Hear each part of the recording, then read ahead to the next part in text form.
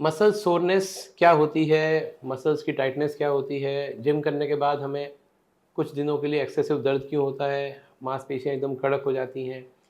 आइए जानते हैं ऐसा क्यों होता है।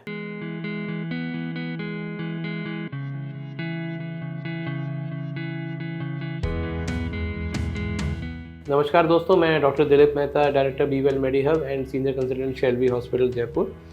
बात कर रहे हैं मसल सोरनेस की, यानी कि मसल ब्रेकडाउन के बाद जब भी हमारी मसल्स को हीलिंग में डालते हैं तो वे अकड़ जाती हैं, टाइट हो जाती हैं। ये खासकर देखा जाता है जब हम अमेच्योर होते हैं अपने वर्कआउट में, मतलब जब हम एक्सरसाइजेस कर रहे हैं तो हम स्टार्टिंग में हमारे साथ ये प्रॉब्लम आती है।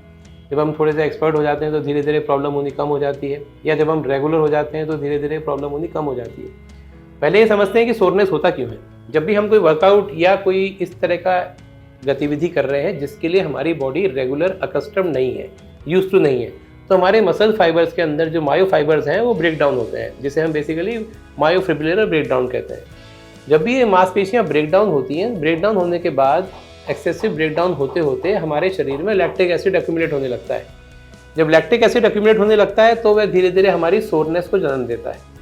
तो इम्पॉर्टेंट है कि जब भी लैक्टिक एसिड एक्यूमुलेटेड रहता है और उसके बाद हम कुछ नहीं करते, यानी कि मान लीजिए हम जिम से घर गए और हम सो गए, तो बहुत बार ऐसा होता है कि जैसे आप उठते हैं आपको ऐसा लगता है कि मैं चल ही नहीं पा रहा हूँ, मेरे बैक में सीवियर पेन है, बॉडी पूरी अकड़ गई है।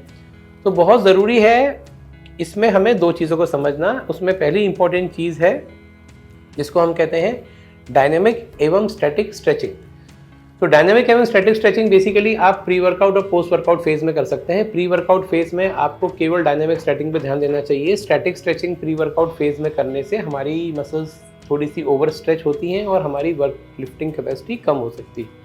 अब हम बात कर रहे हैं डायनेमिक स्ट्रेचिंग की। डायनेमिक स्ट्रेचिंग को आपको हमेशा पोस्ट वर्कआउट करना चाहिए और उसको अच्छा खासा समय देके करना चाहिए, बिकॉज जितने मायो फाइबर्स को आप स्ट्रेच आउट करेंगे उतने वो रिलैक्स हो जाएंगे।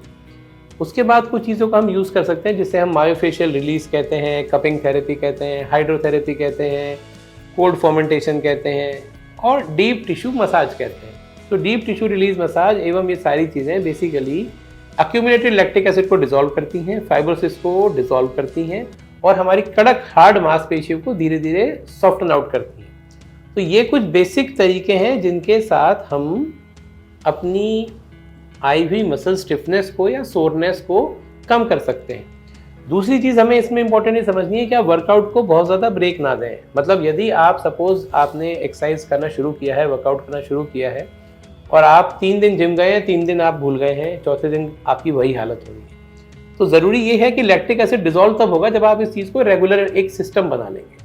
आपकी बॉडी रेगुलर वर्कआउट करेगी, उससे हीलिंग मिलेगी, फिर दोबारा वर्कआउट करेगी, उससे हीलिंग मिलेगी और आप धीरे धीरे आपकी ये सोरनेस कम होती जाएगी। फिर सोरनेस तब हुआ करेगी जब आप उस लेवल को ब्रेक करें। तो इसलिए बहुत ज़रूरी है कि इस हैबिट को रेगुलर बनाएं जिससे कि सोरनेस परमानेंट ना रहे, टेम्परेरी हो जाए। और बहुत बार सोरनेस हमें एक लेवल भी डिसाइड करने में हेल्प करती है कि आज अगर सोरनेस नहीं हुई है इसका मतलब वर्कआउट प्रॉपर नहीं हुआ है। अगर हम उस लेवल का हार्ड वर्कआउट करेंगे तो हमें डेफिनेटली सोरनेस होगी। अपने पुराने प्लेटू को ब्रेक करने के लिए भी सोरनेस हमें कभी कभी हेल्प करती है। तो ये कुछ बेसिक जानकारी थी मसल सोरनेस के बारे में। अगर कुछ अधिक क्वेश्चन आप जानना चाहते हैं तो हमारे नंबर पर DM कर सकते हैं। चैनल पसंद आए तो उसे लाइक करें, सब्सक्राइब करें। धन्यवाद।